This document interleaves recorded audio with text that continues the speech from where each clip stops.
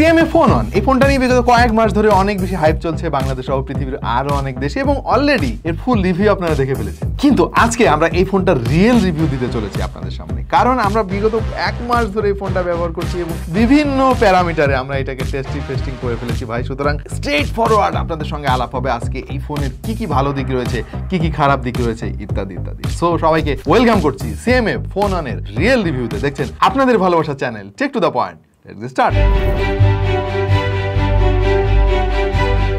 তবে সবার আগে ধন্যবাদ দিতে চাই আমাদের আজকের স্পন্সর ক্লাউড গ্যাজেটস বিডি। তাদের কাছে এই ফোনটা আপনি পেয়ে যাবেন। শুধু এই ফোন না, আরো অনেক ফোন তাদের কাছে রয়েছে খুবই রিজনেবল প্রাইসে এবং ট্রাস্টেড একটা অনলাইন শপ। যারা খুঁজতেছিলেন ভাই, তাদের জন্য ক্লাউড গ্যাজেটস কিন্তু হতে পারে দারুণ একটা পছন্দ। ঢাকা সিটির মধ্যে তারা একদিনে হোম ডেলিভারি দিয়ে থাকে। বিস্তারিত সবকিছু ভিডিও ডিসক্রিপশন।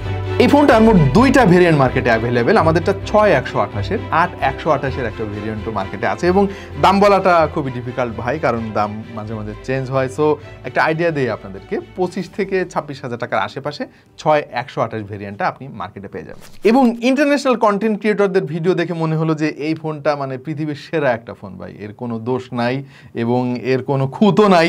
বাট আমরা তো অনেক খুঁত পেয়ে গেছি ভাই। চলেন একে একে আপনাদেরকে খুঁতগুলো আগে বলি, তারপর এই ফোনের ভালো দিকগুলো নিয়ে আলাপ করব। প্রথম খুঁত হচ্ছে ভাই, এই ফোনটা কিন্তু ইন্ডিয়ান ভেরিয়েন্ট এবং ইন্ডিয়ান ভেরিয়েন্ট হলেই যে এটা খুঁত হইতে হবে ব্যাপারটা তো তা না। বাট এই ক্ষেত্রে আমরা যেটা খেয়াল করেছি, সিম লক থাকে ভাই, এবং আপনি যখন ফোন অন করতে যাবেন আপনাকে একটা নোটিফিকেশন দিবে যে ভাই ইন্ডিয়ান একটা সিম কার্ড লাগান। কি একটা ব্যাপার। তো এটা সলিউশনও আছে, একটা সিম কার্ড যাতে ডেটা অ্যাক্টিভ করা আছে ওইটা এর ভিতরে দিয়ে আপনি যখন অন করবেন প্রবলেম সলভ হয়ে যাবে। বাট মাঝে মাঝে আবার লক হইলেও হইতে পারে, গ্যারান্টি নেই ভাই। খুঁত নাম্বার 2 ভাই, প্যাকেটের সাইজ দেখেই তো বুঝে গেছেন যে এর ভেতরে চার্জার নাই, আপনাকে আলাদা চার্জার কিনতে হবে। এটাও একটা নতুন ব্যবসার ফোন দিয়ে, এটা আমরা সবাই জানি বুঝি। বাট প্রবলেম হচ্ছে যে আমার বাসায় অন্যান্য আরো বিভিন্ন ফোনের চার্জার আছে যেটা দিয়ে এই ফোনটাকে চার্জ দিতে গেলে ভাই খুব স্লো চার্জ হয় এবং একটা নোটিফিকেশন দেখায় ভাই চার্জ কিন্তু ঠিকমতো হইতাছে না, চার্জার চেঞ্জ করেন, অরিজিনাল চার্জার লাগান। কি একটা ব্যাপার ভাই। এটা সাউন্ড কোয়ালিটি নিয়ে টুকটাক কিছু ইস্যু আমরা পেয়েছি, এমনিতে অনেক ক্লিয়ার এবং যথেষ্ট ডিটেল পাবেন এর সাউন্ড কোয়ালিটিতে। বাট ভাই এরকম দামের একটা ফোনে স্টেরিও স্পিকার নাই, এটা আমি মেনে নিতে পারতেছি না ভাই। ফোনের ডিসপ্লে সুন্দর, এটা নিয়ে কোনো কনফিউশন নাই। বাট ঝামেলাটা হচ্ছে এই ডিসপ্লেতে কিন্তু কোনো প্রোটেকশন নাই, বা আছে কিনা সেটা আমরা কোনো জায়গা থেকে জানতে পারি নাই ভাই। সুতরাং এটা যদি হাত থেকে পড়ে তাহলে ভাই আপনার ভাগে কি আছে সেটা কেউ গ্যারান্টি দিয়ে বলতে পারবে না।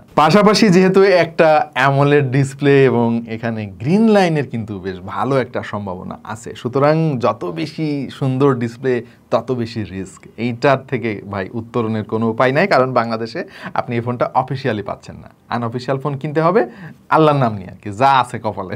এমনিতে ডিজাইনটা খুবই সলিড, ডিজাইন নিয়ে খুব বেশি কথা আমার বলার নাই। বাট ঝামেলা হচ্ছে যে ভাই এইটার বেজেলটা আমার কাছে একটু বেশি মনে হচ্ছে, বিশেষ করে বটম চিনটা একটু বেশি আগলি লাগলো আমার কাছে। সো এই বেজেলটা যদি আরেকটু কমানো যেত আমার মনে হয় দেখতে আরো সুন্দর লাগতো। ভলিউম রকারটা আসলে একসঙ্গে দেওয়াতে বেশ কিছু কনফিউশন তৈরি হয়, বিশেষ করে ডে টু ডে লাইফে আপনি যখন দেখবেন যে একটু ভলিউম কমানোর দরকার, আপনি ভুলে বাড়িয়ে ফেলবেন। এই মাঝখানে যদি একটু সেপারেশনের ব্যবস্থা রাখা হতো, একটু স্পেস দেওয়া হতো, তাহলে আমার মনে হয় জিনিসটা আরো বেশি প্র্যাকটিক্যাল হতো। আর একটা জিনিস আমার কাছে মোটেও ভালো লাগে নাই ভাই, যেটা খুবই দরকারি বিশেষ করে আমার জন্য। আমি ম্যাক্সিমাম সময় মোবাইলের রিংটোনটা অফ করে রাখি, ভাইব্রেশনটা অ্যাক্টিভ করে রাখি। বাট এটার ভাইব্রেশন মোটরটা এতই দুর্বল, মানে থাকা আর না থাকা প্রায় একই রকম মনে হলো আর কি। এরকম নামি দামি একটা কোম্পানির ভাইব্রেশন হ্যাপটিক ফিডব্যাকের যে মোটরটা, ওইটা আরেকটু প্রিমিয়াম আমি আশা করছিলাম। ক্যামেরা নিয়ে অনেকেই অনেক কথা বলবে এবং এর যে মেইন ক্যামেরা, এটার পিকচার কোয়ালিটি মোটামুটি ঠিকঠাক আছে, মানে অনেক বেশি ভালো বলা যাবে না, আমি আরেকটু বেশি ভালো প্রত্যাশা করেছিলাম। বাট ঝামেলাটা হচ্ছে যে ভাই এখানে কোনো আলট্রা ওয়াইড সেন্সর তারা দেয় নাই। একটাই ক্যামেরা সেন্সর আছে বলা যায়, যে আরেকটা দিচ্ছে যেটা ওটা ভুয়া ভাই, ওটা তেমন কোনো কাজ টাজ করে না। এইবার আর একটা জিনিস আমি বলবো, হয়তো অনেকের পছন্দ নাও হইতে পারে, সেটা হলো যে এই ফোনের যে বিশেষত্ব যেটা তারা হাইলাইট করার চেষ্টা করতেছে, বক্সের মধ্যে একটা স্ক্রু ড্রাইভারের মতো দিয়ে দিছে, ব্যাকপার্টটা খোলা যাবে এবং কালার চেঞ্জ করা যাবে। আপনি চাইলে আপনার পছন্দ মতো কালার এর পেছনে ইমপ্লিমেন্ট করতে পারবেন। কিন্তু এই টোটাল ইকোসিস্টেমটা এবং এই টোটাল ব্যাপারটা আমার কাছে একটা স্ক্যাম মনে হয়েছে ভাই। একটা ব্যাক কভারের দাম নর্মালি কত হয় ভাই? 500 টাকা ম্যাক্সিমাম। আমি তো 500 টাকার বেশি দাম হলে ওই ব্যাক কভার কিনি না ভাই, আমি গরিব মানুষ। সো আমার বিশ্বাস আমার মতো আরো অনেক গরিব মানুষ আছে। 2000-2500 টাকা দিয়ে একটা ব্যাক কভার কিনতে হবে, এইটা আমার কাছে মনে হচ্ছে যে টাকা আয় করার নতুন একটা ফোন দিয়ে বের করছে আর কি সিএমএফ বা নাথিং আর কি, যাই বলেন না কেন। সো এই জিনিসটা আমার কাছে খুব বেশি ভালো লাগে না। হ্যাঁ, তারা যদি বক্সের মধ্যে এক্সট্রা কিছু ব্যাক কভার দিয়ে দিত তাইলে আমি ওইটারে সাধুবাদ জানাইতাম। বাই দ্য ওয়ে, এই ফোনের ব্যাক কভার বা এর যে জামা, এই জামা কাপড় ভাই চেঞ্জ করতে তো আপনার 2000-2500 টাকা খরচ হবে, কিন্তু আপনার গায়ের জামা চেঞ্জ করার ভালো একটা বুদ্ধি শিখাই দিচ্ছি, আর সেটা হলো ফ্যাব্রিলাইফ। খুব কম দামে যদি ভালো ব্যাক কভার বা আপনার গায়ের কভার আপনি কিনতে চান তাহলে কিন্তু fabrilife.com-এ ভিজিট করতে পারেন, এবং আমাদের লিঙ্ক যদি আপনি ক্লিক করেন ভাই 10% ইনস্ট্যান্টলি ডিসকাউন্ট পেয়ে যাবেন।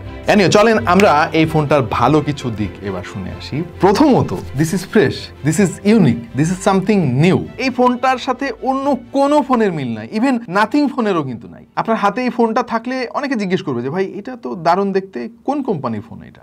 মোস্ট ইম্পর্টেন্টলি এটা পারফরমেন্স ভাই, মানে একটা ফোনের ডিজাইন ফিজাইন ওগুলো যদি আলাদা রাখেন তাহলে আসল ম্যাটার করে হচ্ছে ফোনের পারফরমেন্সটা, এবং এই ফোনটা পারফরমেন্সের দিক দিয়ে টপ নচ ভাই। এই দামের অন্যান্য ফোনের সঙ্গে যদি আপনি একটু কম্পেয়ার করেন তাহলে এটা অনেক অনেক এগিয়ে থাকবে এর ইউআই এর জন্য, এর ভিজিবিলিটির জন্য, এবং এটার ইউনিকনেসের জন্য। যদিও আপনাদের অনেকের কাছে একটু সাদা কালো টাইপের লাগতে পারে, বাট ভাই একটা জিনিস খেয়াল করে দেখেন, একই রকম ইউআই দেখতে দেখতে আমরা তো বিরক্ত হয়ে গেছি। সেখানে সিএমএফ আপনাদেরকে ব্র্যান্ড নিউ একেবারে ইউনিক একটা ইউআই দেওয়ার চেষ্টা করেছে। আপনি ফোনটা কতটুকু ব্যবহার করতেছেন এটা পরিমাপ করার জন্য কিন্তু হোম পেজে দারুণ একটা উইজেট তারা দিয়ে দিয়েছে। এটা লাল হলে বুঝবেন যে ভাই আপনি অনেক সময় ধরে ফোন ব্যবহার করতেছেন, যেটা খুব কাজের একটা জিনিস।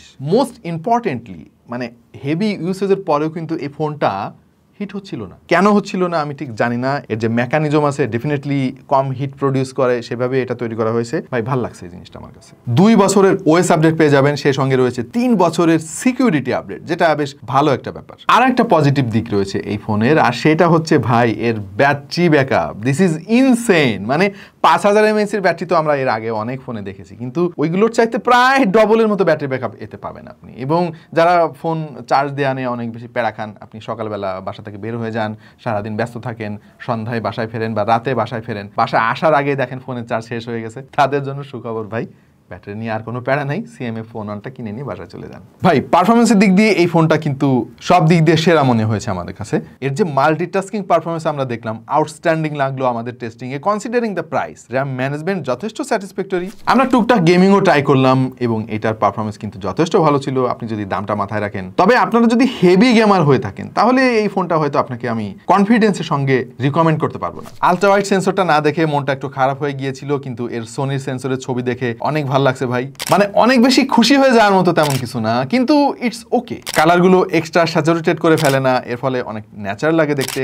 ডিটেইল ঠিক আছে, অনেক বেশি লাইটের মধ্যে তুলতে হবে আপনাকে ছবি, এই বাজেটের ফোনগুলোতে সেরকমই হয়। ভিডিওগ্রাফিতে এটার স্টাবিলাইজেশন যথেষ্ট ইমপ্রেসিভ লাগলো আমার কাছে।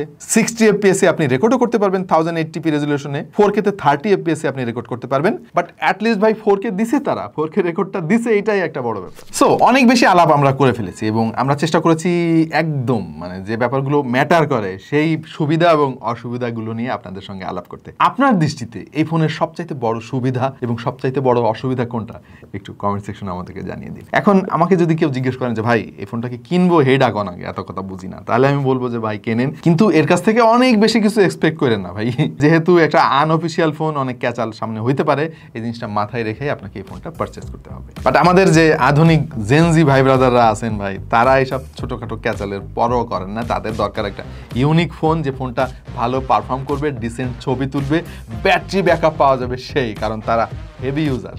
সো তাদের জন্য এই ফোনটা আসলে ইজিলি রিকমেন্ড করা যায়। দেখা যাবে অন্য কোনো ভিডিওতে, ভিন্ন কোনো বিষয় নেই। সেই পর্যন্ত সবাই ভালো থাকুন, সুস্থ থাকুন এবং দেখতে থাকুন টেক টু দ্য পয়েন্ট।